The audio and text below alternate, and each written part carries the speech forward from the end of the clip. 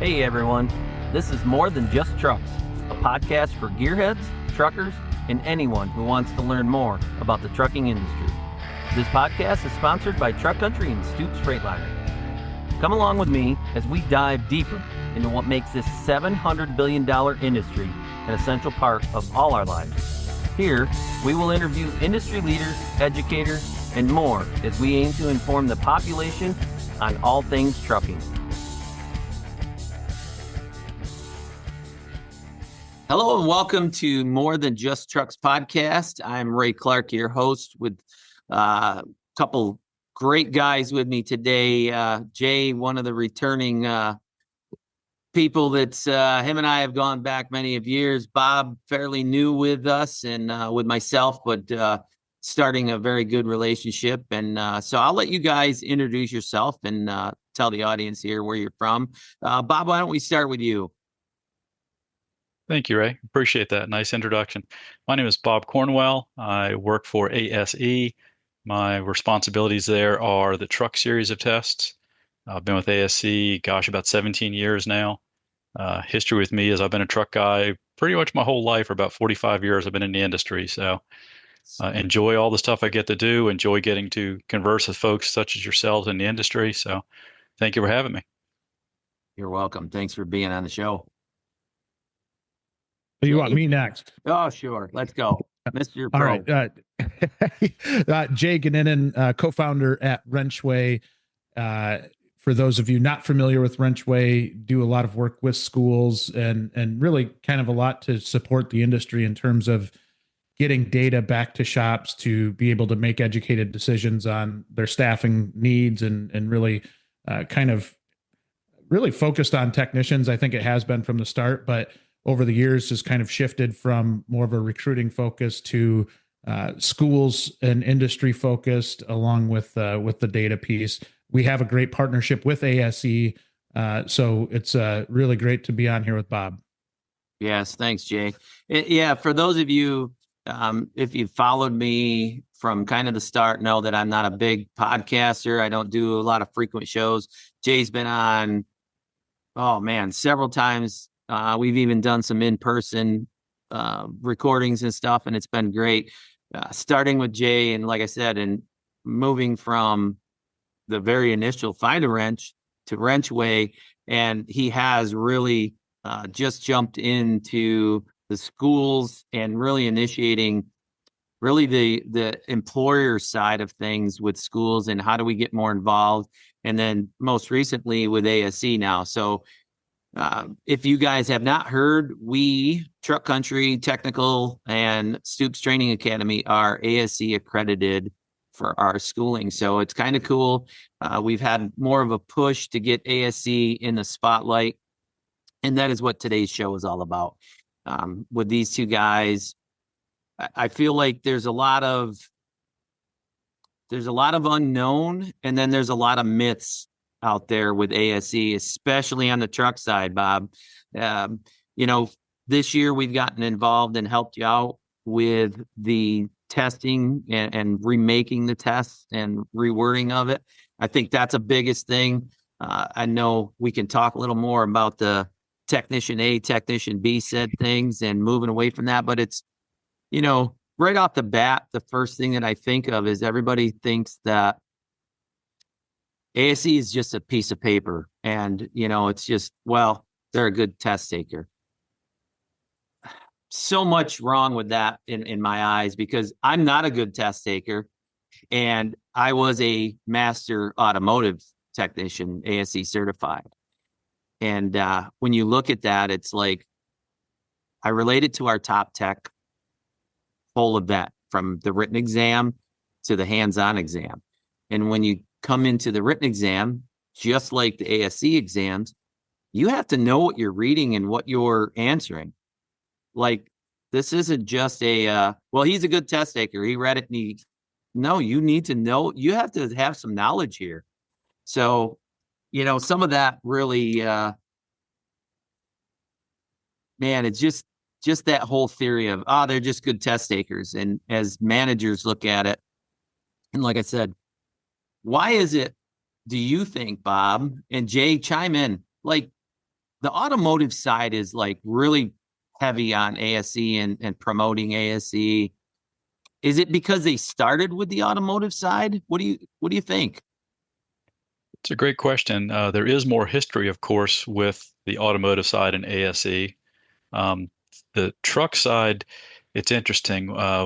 We work with a lot of large fleets, a lot of different companies to try to get the word out to support ASE and to support their technicians. It's a challenge we run into, and I can't exactly say it's just one thing. My experience is there's so time stressed on the truck side for technicians, getting them time to take time off to go take the tests and support them in training and stuff like that. It's very challenging for a lot of these fleets. My personal experience with this situation is I know when the economy tightens up a little bit and money gets a little tight, the very first thing they cut is the training and the certification side of things. Kind of the wrong direction to go, I would think, but we see that quite often. The truck folks that we get to work with quite often, such as yourself, we get to deal with some pretty good sized fleets. The folks that are bought in with ASE and support us, and by support us, I mean they'll let us use their technicians for our workshops. We'll take these guys out of the shop for 3 days. We used to actually bring them into a group meeting here in Leesburg, Virginia, where our office is, and we would sit around the table with 15 or 16 technicians and hash out not only the task list, what should be covered in this task, and everybody agrees that that's the right way to do it. And then they'll actually write the test questions for us, and then we turn those questions back to the group of 15 or 16 people, and they all have to agree that this is a good quality question. And that's what's a lot of the misconceptions on the ASE test questions come from. They think it's just, me sitting behind a desk writing a test question. And honestly, I'm not that smart. I'm not that good.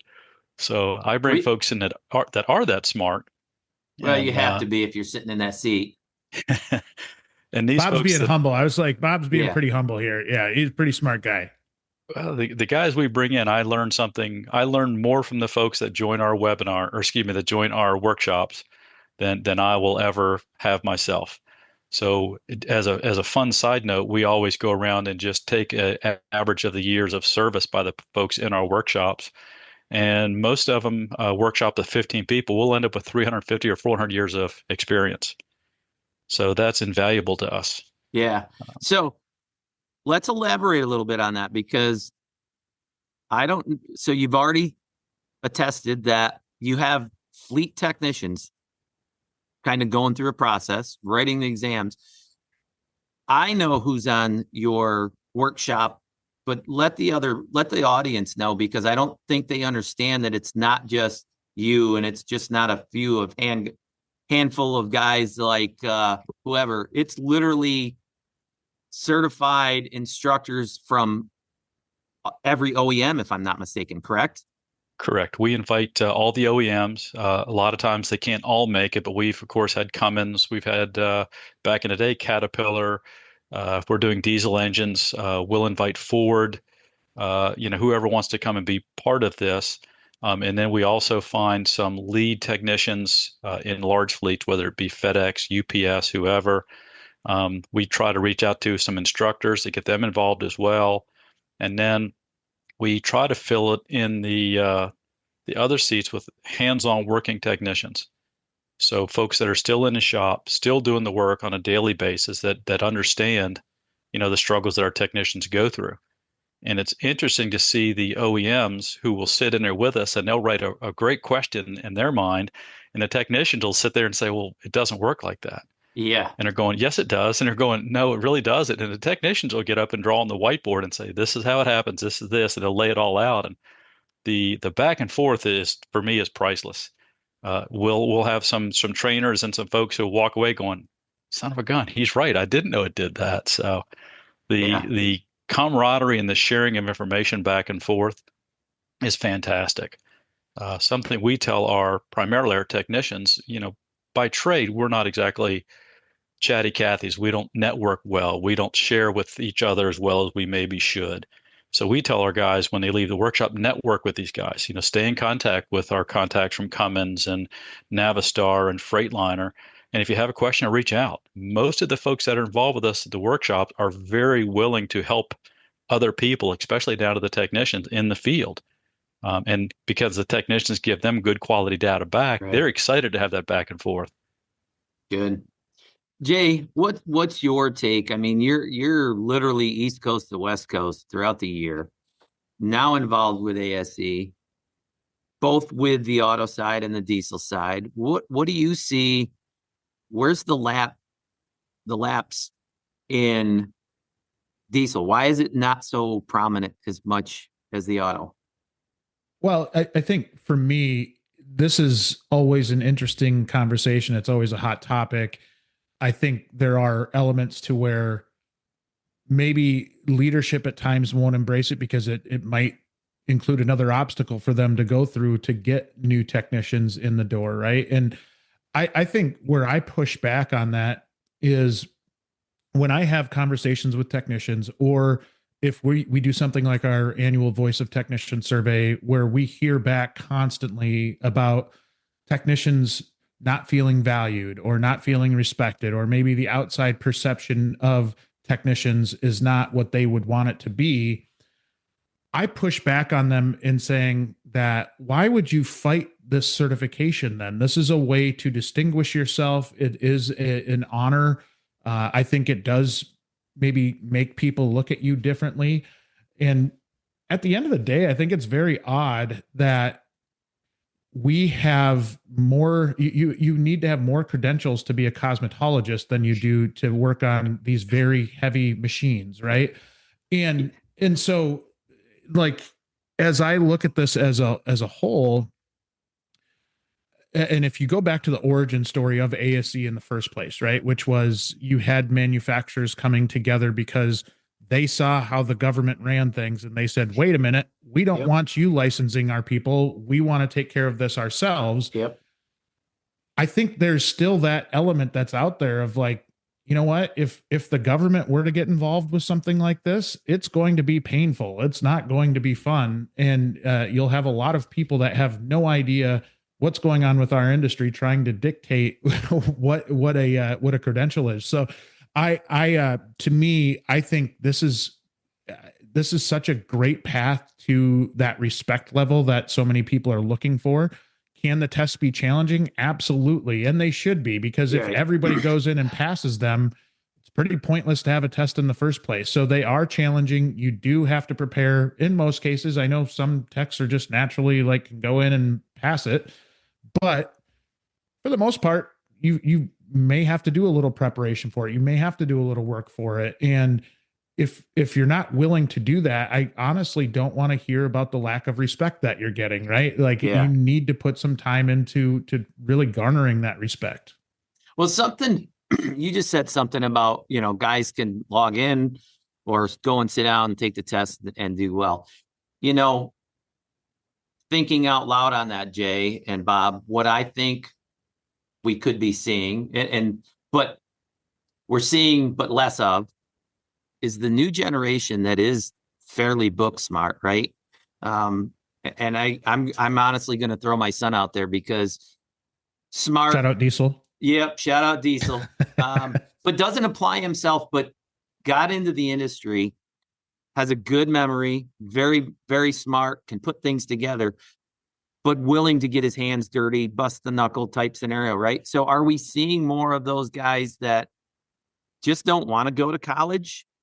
It's fewer of them, right? But are they the smarter one?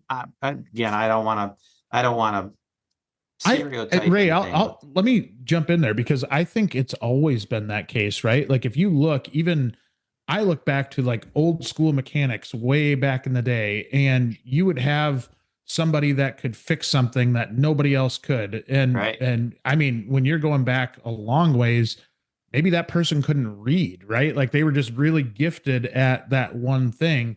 And so I think there's always been that element where they've been mechanically smart. And until somebody sees that up close and sees what they can do, there's always been that. Now, as you move forward, I think you're seeing maybe some of the younger folks adding some other things to that skill set as well. And And so to me, I think it's really interesting. The other piece I would say to that is I think the one thing we have to be careful of as an industry is putting all technicians in the same bucket, right? Regardless Right. of age, Yes. because you're just like doctors, you're going to have some good ones and you're going to have some bad ones. I think Or one, I, some that are more skilled, some that are just, hey, I want to stay in this lane. I'm a good general practitioner, right? absolutely, absolutely. And I think we all see techs that are that way, right? That, Yes. you know, I just want to clock in at the beginning of the day, clock out at the end, do my job in between. And I'm perfectly content with maybe not pushing myself up the ladder, right? Like, and I think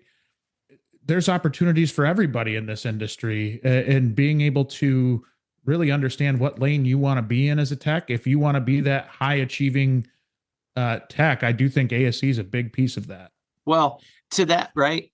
So we talk about it being you're a good test taker or whatever. What is to me right now, and chatting with both of you guys, Bob, in your eyes, what's the difference between a Freightliner or Detroit or Peterbilt certified technician that has to go and take that written exam, right, in order to get to the instructor level? So what's the difference of it's point blank to me? It's just knowledge. Like they're smart enough to answer the. So what's the difference between an ASE certificate? Oh, because it's generalized. No, it's not. You've already attested that technicians from across the states, fleet technicians, dealership technicians, a group of individuals doing the workshop make these questions up. So it's not like, oh God, forgive me to say this, it's not like AI is prompting these questions. We haven't got there yet, Jay. I'm worried about that a little bit in the future. So, Ray, great question. Yeah. A couple of things to continue to add to this. On the truck side, and this is just my experience, on the truck side, most of our folks are paid hourly. Okay, so they come into the industry, whether it's from a trade school, whether it's from right out of high school. For me, the most critical part is finding the mentor that's correct for them. So Jay had made a comment earlier that some of our truck guys maybe are not really good readers. My very first mentor at my very first international dealership I was at 16 years of age, was when I started. He had a third grade education. Couldn't read particularly well, but as Jay said, he could figure stuff out. He was really an impressive guy. He was a grumpy old guy, which, I'm getting there now, apparently. But he could figure stuff out. He was really, really talented. And I hung around long enough. He got tired of yelling at me to leave him alone, and he started showing me and teaching me. And I learned so much from that guy. I look back at things now that, somebody says, how do you know that? I'm like, well, believe it or not, Larry back in 1983 showed me that. So, the mentor part is so important part of that. Very much.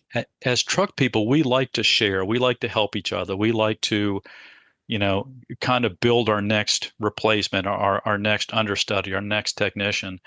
Automotive, to me, and not picking on auto guys, they just don't seem to be quite as willing to share their knowledge and stuff, whereas the truck guys do. But again, our truck guys are not as outgoing. They're not as vocal. They're not, there's not as much stuff out there, not to pick on YouTube or anything else, but there's not as much stuff out there. With a car, if I've got a certain code, I can, what I call GTS, Google that stuff and get a lot of links to it. Try to do that with try to do that with a 1999 International something what's got a code in it. There's just not much out there. Right. So there's a lot more support on that side for automotive guys, not quite as much for the trucks, but I'm seeing a huge uptick in it now. So the truck guys are starting to come in and share their information, share the data, which I think is great. Yeah. I love the aspect of mentoring, right? I can relate on both auto and truck side for myself, because working in my early days, I was an auto technician and got certified GM. And we had a senior technician that was our diagnostic guy. And I can remember one repair coming over and him coming over and say, I'm like, help me out here. Right. I'm at a loss. Comes over and he points to something. He goes, test this, and sure enough, that's what it was. He goes, that's why I get paid the big bucks, and walks away. I'm like, okay. But then on the truck side of it, yeah, I do know that, like, working in the shop with my dad, and Jay probably can feel the same thing, is like, you're exactly right. We're not big outgoing type people, but we're willing to share if you're willing to listen. And I have seen that as a service manager myself, that, several senior technicians, we've got our gear guys, we've got our engine guys, we've got our general guys. And yes, to your point, they're grumpy. It's like, they don't want to, you don't get near them because they're going to chew your head off or something. But I tell every young technician that if you just go in there with the right attitude and listen, those guys will give you so much information. And it is. Jay, what have you seen with the mentorship between the auto and diesel? I think it has a huge either positive or negative effect on a young technician, right? If I think some of our attrition issues come from maybe lack of mentorship or lack of the right mentor in the shop. And Bob, I think your experience is very similar to mine and to a lot of people, where when you try to ask questions and you get your head chewed off, you're not maybe as apt to go back and ask questions, or you really want to be putting thought into the type of question you're going to ask so you don't get chewed out again. But I think you're starting to see maybe this younger generation doesn't want that, right? Like maybe they're not used to the wrenches flying around the shop and all of the colorful language as much as maybe we were growing up. So I think being able to find the right mentors, and even as it relates to like ASE stuff, right? On the automotive side, we had I've got a technician friend who really took it amongst himself to help others in his dealership prepare for ASE tests. So he was staying after hours, helping them do kind of study prep and really doing it in a way that was kind of organized. And for this person who, age-wise was only mid-20s doing this, was helping everybody else in the shop study for their ASE tests. And their pass rate went significantly higher because they were putting the work in. And Nice. So, mentorship can come in a bunch of different forms. And I look at that as maybe an opportunity for a lot of shops that are out there that might be struggling with this to, if you maybe have that special person in your shop already that is willing to kind of do some of this extra stuff and maybe is good at taking tests, maybe you can utilize their strengths and their knowledge to help the rest of the team really kind of get engaged with this. Because what I've really, from my eyes, have seen is that once a shop, and especially once a few key people in a shop start to embrace ASE, the kind of the tide shifts, and you do look at it as a source of pride, and you do look at it as, an accomplishment, because it is a huge accomplishment to do it. It's hard to do. And so for those that put in the work, and if you've got a mentor that can kind of guide you and direct you in that direction, I think that's really helpful and really removes a lot of barriers that we see. Yeah. And go ahead, Bob. So Jay, if I can, I'd like to build on what you just said just a little bit. Please. It's interesting if we've got some older guys, I'll speak about myself here, in a shop and I'm not ASE certified, and I've got young guys who come in and get ASE certified. Now, to me, as an old guy, that's a challenge. But if we have the mentor come in and be certified, then the younger folks are going to look up to him again as a mentor and say, hey, what is that? What does it mean? How do you do it? Tell me about this. So I couldn't agree more. I see both sides of that. And I kind of got into ASE test taking almost by mistake. My boss at the time, again at the international dealership, had an ASE patch on his shoulder. So I'd been there about a year, and I'm asking about, hey, what is this? How come you got that on your uniform and I don't? What's going on? So he kind of gave me a quick breakdown and explained what it was and stuff, and its written tests and things like that. And I kind of said, interesting. Okay, I want to see if I can do this now. So I challenged myself to try to, see if I could make myself better by taking the test and stuff. And I'll be honest, my very first test was T2 diesel engines. And I'd never really been inside of a diesel engine before. So, of course, I was unsuccessful with my first test. So I was like, well, son of a gun, it's asking about pistons and liners and coolers. And I don't know any of this stuff. So now I really kind of threw myself into it. So again, when my mentor did an in-frame overhaul, I was much more interested in asking questions. And then he was kind of, really willing to share. well, why do you think this one particular piston failed? Well, gosh, I don't know. Explain it to me. So it was kind of a bonding moment for my mentor and I, because I was more into what he was doing, and he taught me an awful lot that way. And I challenged myself and started getting into more of the tests. And from T2, I took others. Um, we see a lot of our young students will come right out of a school someplace and want to jump in and take the T2 diesel engine and have the same experience that my knucklehead did, where I want to take I'm a diesel guy. I want to take the diesel engines test, never having been in one, never having disassembled one, don't understand, thrush washers and backlash and stuff like that. And unfortunately, they're unsuccessful. And we I look at a lot of numbers, and usually we get about 1.5 bite at the apple on average. If somebody comes in and takes a test, someone will take the test one time and they're unsuccessful, they won't come back. Others, it's two. So about 1.5 of being unsuccessful on a test, they walk away and say the test is broken. A little further down that line, I've had some older folks I've had to help with taking ASE tests. And not to pick on old guys, because I am one, but a lot of them just don't read the question for what the question's asking. Yeah. And that's where we get a lot of, oh, it's a broken question, or the question didn't perform like it's supposed to, blah, blah, blah. If you drill that into it and you read the question slowly and explain, you can see the light bulb go off. And then they're like, oh, hey, gosh, now I understand. You're right. It should have been answer C. Son of a gun. So if we can get our folks to slow down and read what's in the question, they have a much better chance.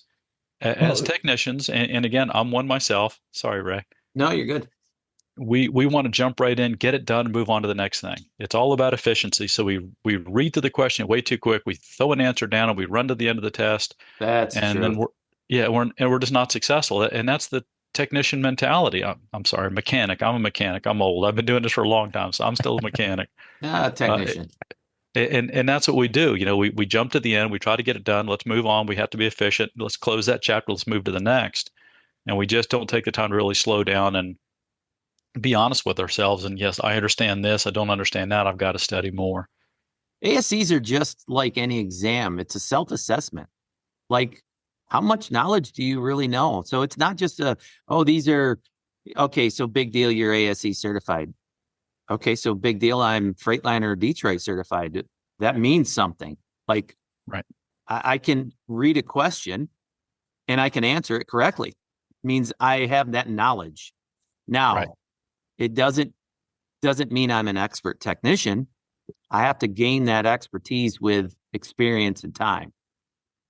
Jay, that's the magic word, Ray. I'm sorry not to interrupt. Experience on top of reading the material and learning material.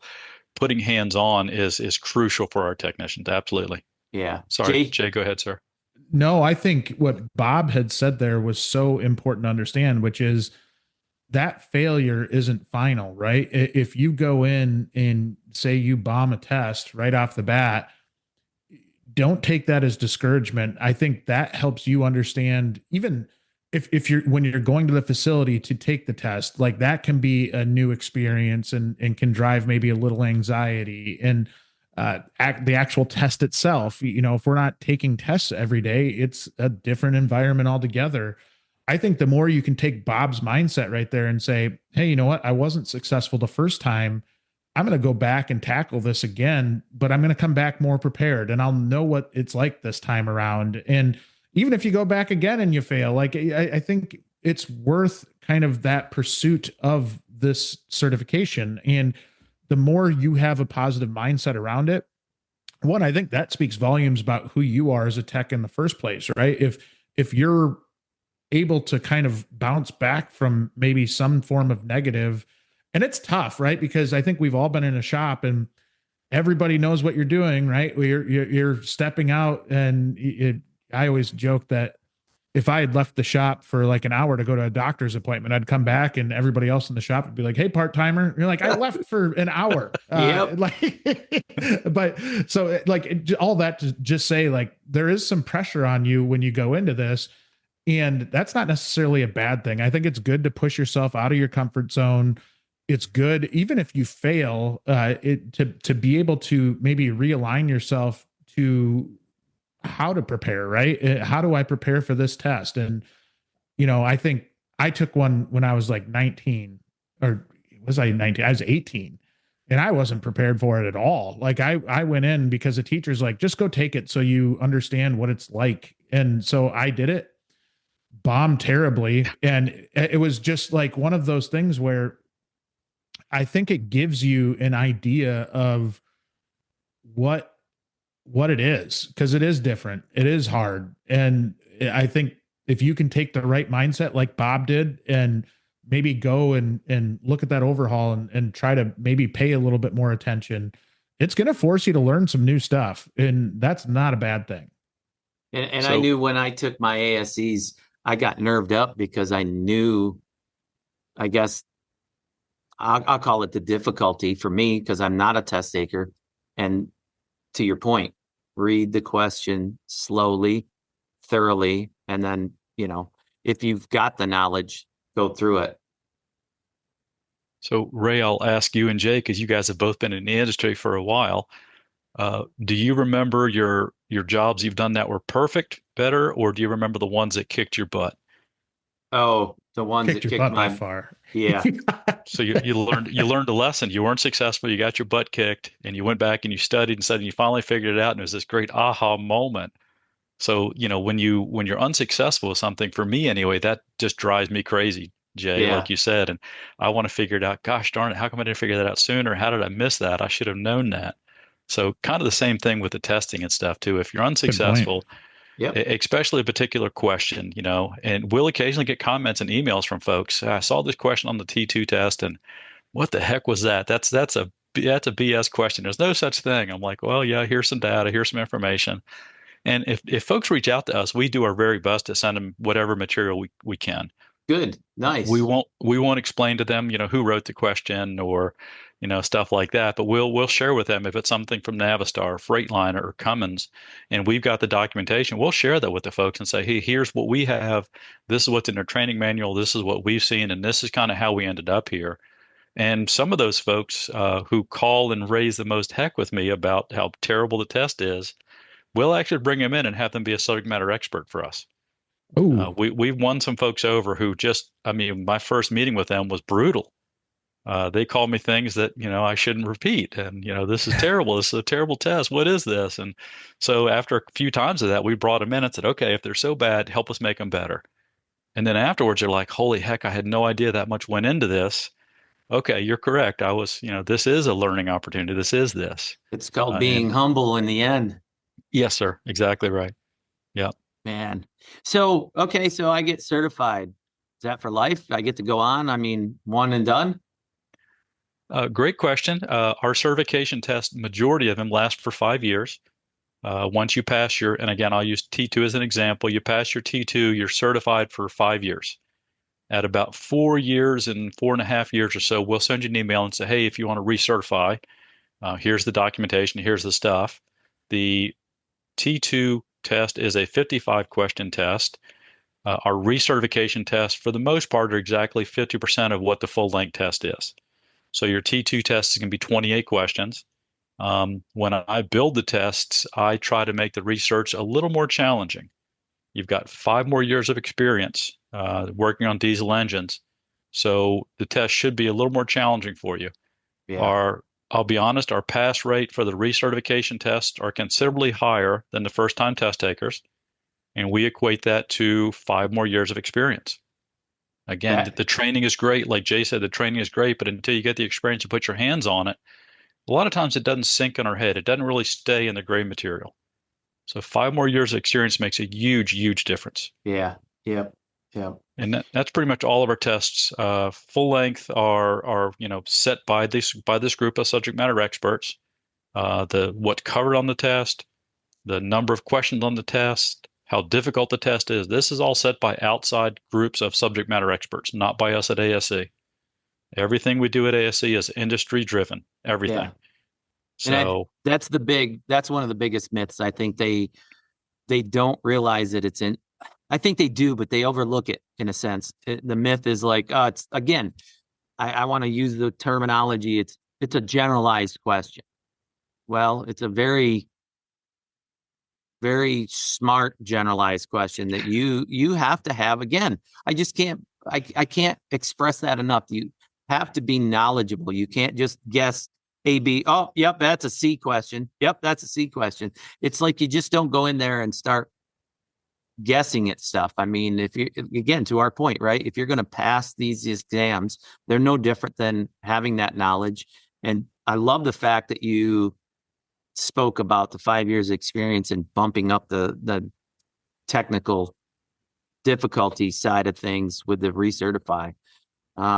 Jay, what's one of the biggest myths that you have recently? So being new, somewhat new to ASE partnership, what is it that you fight with or struggle? I know there's there's some stuff out there with getting into schools, which is right in your lane, and ASE partnering with them and stuff. So what's one of the biggest myths that you seem to hear or struggle with? It's a good question. I think it's probably just what you guys were just talking about there, right? Like, I think a lot of people think that maybe Bob's sitting in a dark room in Leesburg, Virginia, and just a evil genius trying to come up with gotcha questions. But what I'll say is, I think the evolution of ASE, and as it continues to grow, I know I've got a great relationship with Dave Johnson, the CEO, and numerous others within ASE. And what's really cool is I think they're really starting to push the envelope on some things, right? And I think, as Dave talks about in a lot of his content that he does, his focus really was to blow the dust off the brand in some way, right? And really try to really focus on keeping up with collaborations, with changes within the industry. And I think he's done a great job at that. I think the entire ASE team has done a great job at that. So to me, one of the biggest fallacies is that ASE isn't working to stay kind of up to par, or like they're not pushing the envelope on things, because I've been able to see them up close and personal, and the amount of progression that ASE is going through, even right now. Like, I think a lot of really good things in the right direction. And so, I know that's kind of a vague answer, but I also think it is a compliment to all of ASE in that they are pushing the envelope. They are working to maybe even figure out different ways to help that person that struggles to take tests, just to find that true knowledge. So there's a lot of things to come with ASE that I think are really exciting as well. But all in all, it is a very progressive brand. It's a great brand, right? I think even the general public knows who ASE is, because you'll hear it on a commercial. You'll hear it, out there. And the last thing I'll say there is, as our industry continues to evolve and the technology is coming at us at such a rapid pace right now, and it's not going to slow down for the rest of our careers, right? It's just going to kind of keep coming and keep coming and keep coming. The fact that we think we can sit back and not be certified, whether it is factory certification or ASE certification, I prefer both, right? Like, showing the credentials of how smart you are. And so many of our industry are so just incredibly smart. They deserve that recognition. I think certification really helps push that. The other piece to that is, our labor rates aren't going to go down anytime soon either, right? So the more and more we have to push the limits on our labor rates in the shops, the more and more we probably have to justify it, right? And so if we can point to all the certifications on the wall and say, listen, we have some extremely intelligent people here, it helps us justify that rate. And we all know how expensive it is to run a shop. The general public might not. And to run a good shop, to buy the right tools, you need to charge accordingly. I was just going to say, Jay, can you explain that to the end user / customer, that it's just nuts and bolts to them, right? It's like, right. The trucks nowadays, I mean, we have autonomous trucks, meaning they drive on their own. I don't know about you guys, but if I come up beside a semi, 80,000+ with a trailer beside it, and see nobody sitting in the driver's seat, freak you out a little bit. That's not a Tesla. You know, that's not a drone that somebody's flying. This is literally, you know, a semi with a diesel engine going down the road, GPS, you know, every bit of technology in there that would put a man on the moon or more. And people don't realize the technical aspects of these semis going down the road. Well, that's kind of what I was saying there too, Ray, is just that I think our industry needs to do a better job of conveying how intelligent all of these folks in the shops are. And so having certification as a way to help like kind of us drive Exactly. that conversation is very, very helpful, right? To show that, you know what, we are skilled, we are educated, we are working on very complex pieces of equipment. Even to understand how to use the tooling to fix this equipment is a huge, huge deal. So we to be able to bring that credential in and have that discussion and showcase the excellence of these technicians is paramount. Yeah. So I'm looking at a stat real quick. Master automobile technicians, 58 to 63,000. Master medium heavy duty truck technicians. Have you guys seen this number yet? I know it's wrong. Is it wrong? Because it's very Is that wrong. the Bureau of Labor Statistics one, or no? Is that different? No, this is a different one. This one came out of the ASE Partner for Progress report, and or actually online, I believe it from the ASE page itself. 8,100 master heavy duty truck technicians, medium duty. 81. Oh, hold Yep. on. I misunderstood the number that you're talking about. I thought you were going average salary. No. I'm sorry. Certified, Yeah. mono-certified technicians. So 63,000 plus automotive master technicians, ASE certified, and only 8,126 to be exact, master medium heavy duty. Like, how do opportunity there? Huge opportunity. Like, my God, like, I know on our side, when I say our side, the dealership side, coming from a past service manager, being ASE certified myself, in the early days as a manager, I looked back at saying, oh, yeah, it's just another piece of paper, right? You have in your file to show me that you know something, right? To me, it was like, prove it on the shop floor.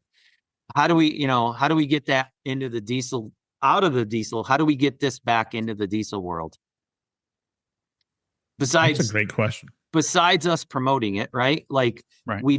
I think it's huge. Same thing, Jay, you and I have worked at how do we get the employers back in the schools, right? The schools now are trying to, I guess, I'm seeing more conversation of I'll call it the skilled trades. You know, we now have more auto programs. We have some diesel programs. It's like, how do we get that number to be more relevant in coming into schools? Like, this is something, like you just said, Jay, having a certification in your pocket. You don't operate on somebody, right, without a bachelor's degree, a master's degree. It's like doctorate. Yeah, exactly. To your point, like, how do we bring this up that these trucks, you cannot just be the average Joe guy to turn around, hell, and even do a PM now, because you can run a diagnostic session on a PM service, run through your lights, wipers, horns, everything on the truck through a laptop. Well, it takes some knowledge to get through a lot of these repairs. And man, I'm kind of at a loss. Like, why such a low number? I mean, that's huge. That's a significant difference. 63,000 versus 8,000. How do we bring in the diesel world ASE certifications? I think it's got to be valued by the employers, right? Like when Absolutely. You look at it, where, Ray, when you guys do your competition each year and you have those big banners that are hanging on the wall at the training center, like that's pretty darn cool, and a huge recognition for the folks that win that competition. Maybe it's something along those lines, right? Maybe it's as simple as putting a banner up with your ASE master techs incorporating it into your pay plans, right? Like if somebody goes out and shows that they are wanting to get that additional credential, what's their reward for doing it, Yeah. right? And I think tying it into a pay plan is a great thing, because that does show that the company actually cares about it. And I think it's probably more challenging for the dealers to do that, because you also have to value the factory certifications as well, right? So you're throwing all of these things together. But to me, that should be opportunity for a technician to say, hey, I'm going to go gangbusters on all this stuff because I want to maximize what I can get paid. And so I do think it has to be driven a little bit by the employers. There are absolutely technicians out there that just want to show that they're the best of the best, and they want to go out and do it on their own. But I think the employers showing that they care about it would be a huge deal. And then the last point I'll make there is, on the automotive side, I've seen a lot more of this, where shops are starting to pay for their ASE certifications for their techs, right? And a lot of them are doing it pass or fail. So if a technician goes in and they fail it, they're still paying for it. I think there's some level of like, hey, am I going to pay for this test and as an individual, and it doesn't matter to my career growth?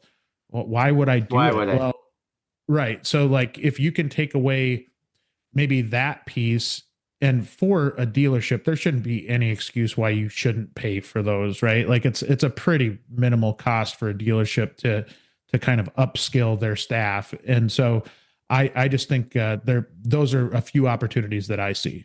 And think of retention on that too, right? Is like, hey, my company invested in me. They were willing to let me expand my certification levels beyond the OEM that's badged behind us. And like, so, and I can tell you that coming from a dealership side, you think it's just Freightliners that come through our door?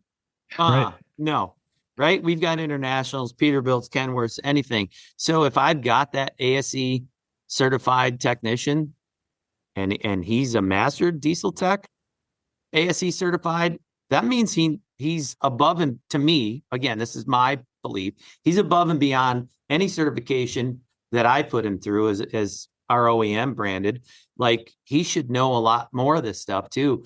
And I'm going to feed him work. And if I feed him work, his paycheck's going up all the way around. So yeah, it's Bob, what's your thoughts?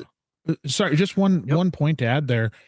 I think that's a really important piece you hit on there, Ray. And the reason why I think that's important is, if you look at a lot of dealers and maybe the dealer principals themselves, a lot of them, there is a mixed kind of thought process here on working on competitive stuff. And in this case, with competitive trucks, if that's part of your ability to get new sales of new trucks, because you just knocked it out of the park working on somebody's competitive piece of somebody's truck that's maybe not the Freightliner brand, and they see that and they say, hey, you know what? Truck Country takes care of us. We're going to start buying trucks from them. That, especially in the trucking world, where it's not just like one truck, a lot of times you could have an entire fleet switch because of how you take care of them. So to your point, I think that was an excellent point that I completely left out, but I think that's a huge deal. We joked when I was in an independent shop first starting out. I went to Ohio Diesel, and they were very good about, hey, you're a master of none, jack of all trades, master of none. Don't think like you know it all out there until you get rolling and stuff. But we joked. There was two technicians, myself and another tech, just two of us on a little independent shop. We worked on everything from, honestly, sometimes like a garden tractor to a semi. And we would joke with each other and say, like, if we can't fix it, it's not broke. Like, apparently it's not broke because we can't fix it. So we leaned on each other for knowledge and everything else that we did. But actually, back to the whole point of what makes Harley Davidson kind of big branded motorcycle, what makes Chevrolet, Ford, marketing, right? So I think the big point to that question was, or should be, how do we get, and Bob, take this, actually, Jay, take it up the line, marketing, right? More people see the ASE badge in the diesel world, I think it will become more prominent. Bob, I don't know if you want to comment on that first, but I do have maybe one last thought on the marketing piece. Yeah, go ahead, Jay. It does just help from a marketing standpoint in general, right? Because you've got something to market then. You're looking for ways to distinguish yourself as a service department.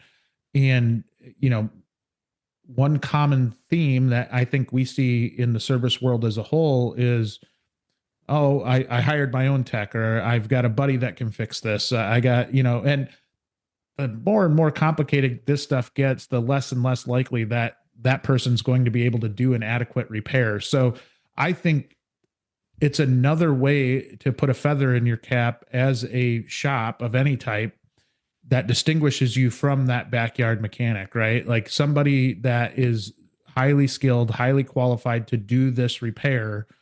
I just, when you look at it from a marketing sense and the ability to pull more customers into your shops, and for techs, you might wonder, well, why is that important? And if you do, I'm guessing you probably don't, but it's obviously important that you have a steady workflow coming into your shop, steady amount of work coming into your shop. This can help with that. And that can help you drive your career forward, because the more profitable the shop is, the more likely you are to get a raise and to get the tools that you need and all of the stuff that makes your life easier. So just in general, it does come back around to help you. And for the shops that are out there listening, I think it's very important from a marketing standpoint to be able to have those credentials to be able to market. Yep.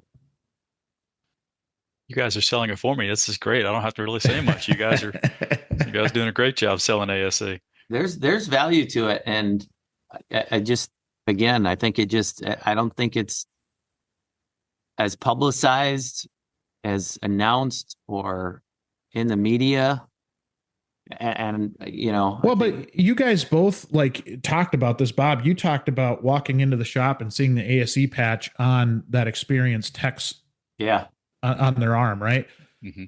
And I can't tell you the value of that. Like, if you're an experienced tech that's out there, sometimes I don't think you understand the weight that you carry in the shop, right? Like when I came into a shop, I had a boss that was a service manager, and you have the owner and you have all of that. But the one person that I feared the most, and the one that meant, their opinion meant the most to me, was that lead dog in the shop, right? Yep. The one that was kind of that alpha. And if they had that patch on, you're kind of thinking, he's going to be upset with me if I don't work my tail off to get that. And so it does garner more respect. The fact, Bob, that you'd asked the question of what that meant on the arm, right? Like, for a young technician, that means a lot. If that experienced technician is kind of they set the standard for what everybody else is going to do. Right. And you guys both made some great points here. Not only has the industry changed, and it's changing rapidly, it's very technologically advanced from where it was, again, even just 10 years ago. We really need to focus also on the technician curiosity. I don't understand how this works. Somebody help me understand. What do I need to go? Where do I study? What do I do? And we're seeing some of that come back right now. So I'm very hopeful. We're seeing some technician curiosity come back. We're starting to see some support for the trades again, which is very exciting for us at ASE and for me personally. We get to work with some schools and stuff like that. We get to talk to some different shops. It's very exciting to see where I'm thinking the industry is going by, recognizing these guys can make good money. It is a good, solid paycheck. It is a good path forward. Our next generation is more on what's my next step in my professional career moving forward. Back in the day, we never thought about that kind of stuff. Right. Ray, quite honestly, we showed up, we worked hard all day, we went home, and we just came back the next day. We weren't thinking, 5 years, where am I going to be? This next generation's all about that, which I think is great. They're much better planners than we were. So they're definitely thinking, longer term, which is great. And the industry has to step up and show them that there is a clear path. We jokingly say that, the trucking side of things, there's not a ladder, an upward ladder, it's a lattice.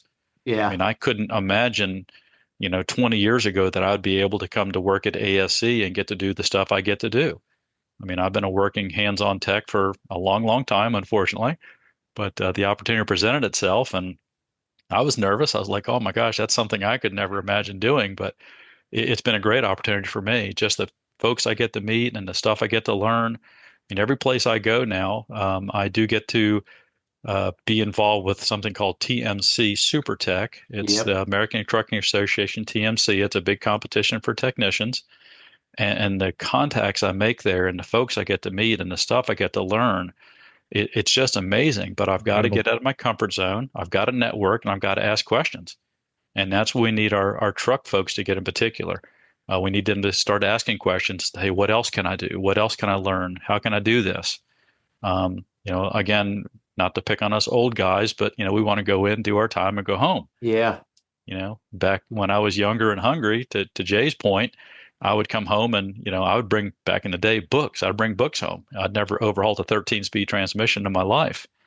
So, I watched a guy do it, then I brought the book home and I went to the book over and over and over. And, 2 weeks later, one came in and I said, hey, I want to try it. Can you just watch over me to make sure I don't break anything? And, after doing 3 or 4, I actually got pretty good at them. But it's that, reaching outside of the Progression. normal. Yeah, you just got to learn. You got to challenge yourself. Yeah. One thing I want to add to your point on career pathing is I don't want to. We a lot of times will just focus on young people and their need for a career path. But one of the things that I think is an opportunity for shops is to maybe sit down and talk with that 55-year-old or that 57, 58-year-old tech or 60-year-old tech that maybe their body is starting to feel, they're starting to feel more of the aches and pains, and have conversations with them of like, from now to retirement, what do you see for You're yourself? the next mentor or trainer.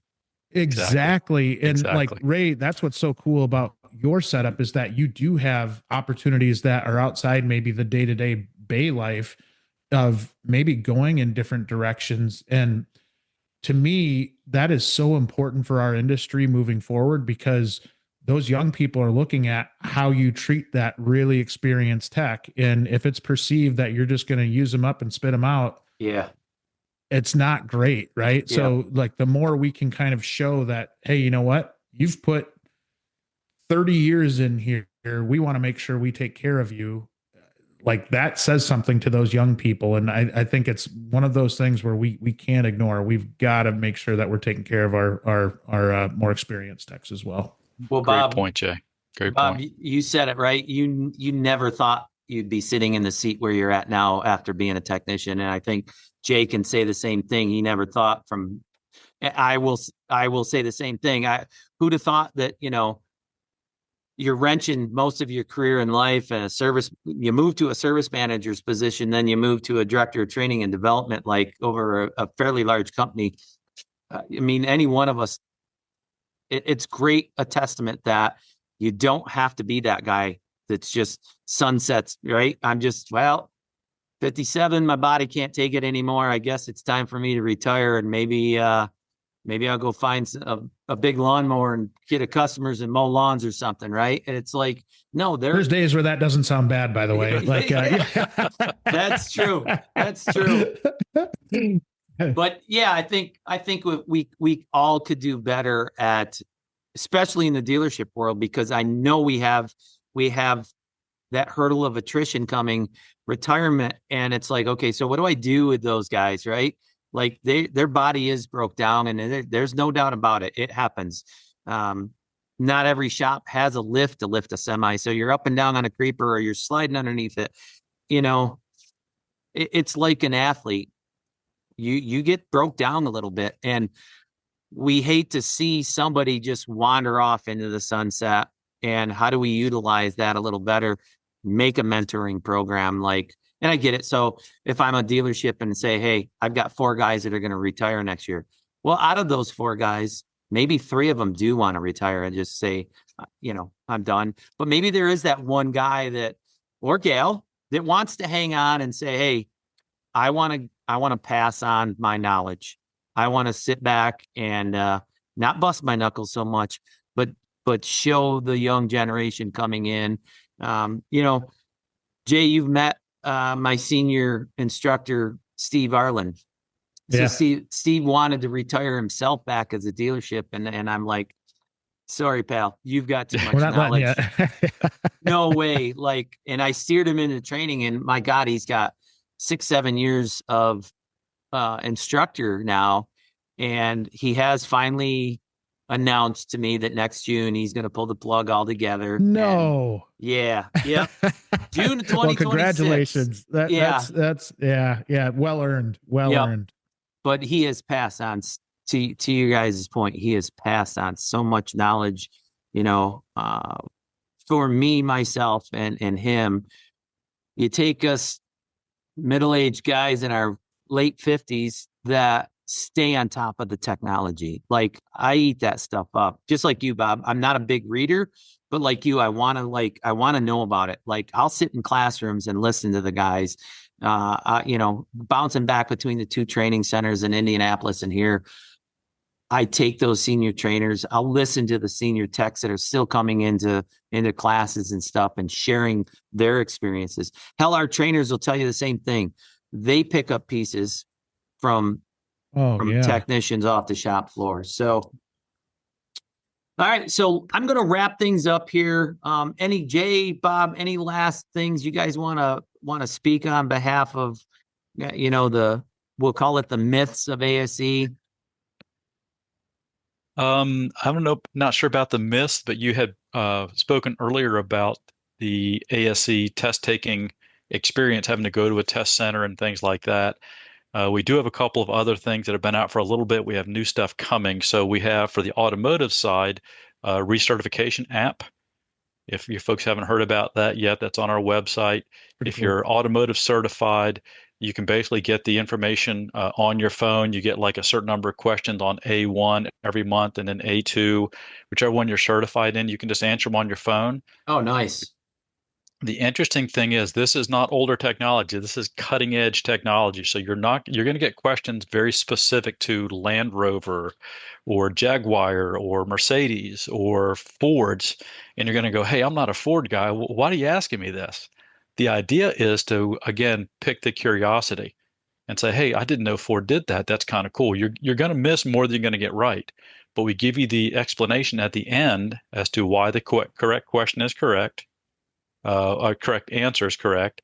And if you get it wrong, you'll get another one a couple days or a week later on the same content, just to kind of tickle the brain again. Yeah. So that's been out for a little bit. We're getting ready to update it to app 2.0.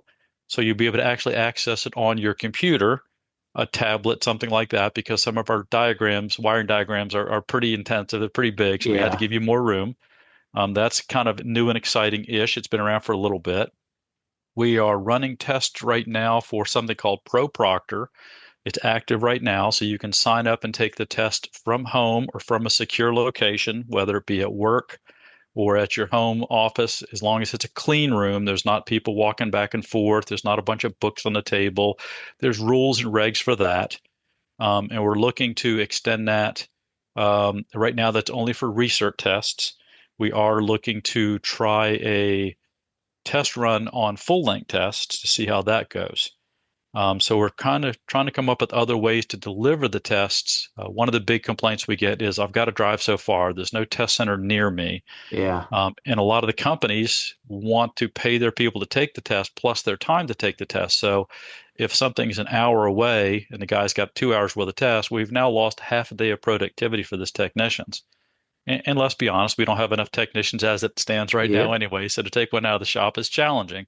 So we're listening to this feedback, and we're trying to make it, better for the employers and for the technicians. So good, nice. There's more coming. We're listening. So any feedback we get to ASE, we're listening to your comments, and we're trying to make it more efficient, more convenient for everybody as well. So good. So to all the listeners, you heard it. Like we like to voice our opinions quite frequently. Let ASE know. Reach out to them. Absolutely. And we get the phone calls, we get the emails. We don't take the 4-letter words too personally on most of the stuff. So we get our comments, especially if you're unsuccessful in an ASE test. We get it. You're angry. Reach out to ASE. We honestly try to help everybody as best we can. Get to the right conclusion. Whether it's different training, whether it's you had a poor experience at the testing center, stuff like that. We do our best to try to help everybody as best we can. Nice. Jay, any last words from you? I just echo what Bob just said there. ASE is doing a fantastic job at listening and really trying to evolve with the industry. And so just kudos to everything ASE is doing. I am obviously a huge fan of everything that ASE does, and seeing them continue to kind of push the envelope, I think is really critical for our industry, for the good of our industry, for the long haul. So just kudos to everybody at ASE. Yeah. And honestly, kudos to you, Jay, for really, I'll call it the expansion, the avenue, the lanes that you have jumped into with your whole business, and now partnering with ASE, trying to make it better with schools. And honestly, your voice, is becoming hopefully larger and larger to grow our industry with the skilled trades, and having the blue oval. I always, the blue oval in the background is really good. So honestly, thank you guys for that. And we will wrap things up with today's podcast. So Ray Clark, your host, and on behalf of Bob and Jay, thank you guys for being part of the show today, and we will talk soon. Thanks, guys. Thanks for having me.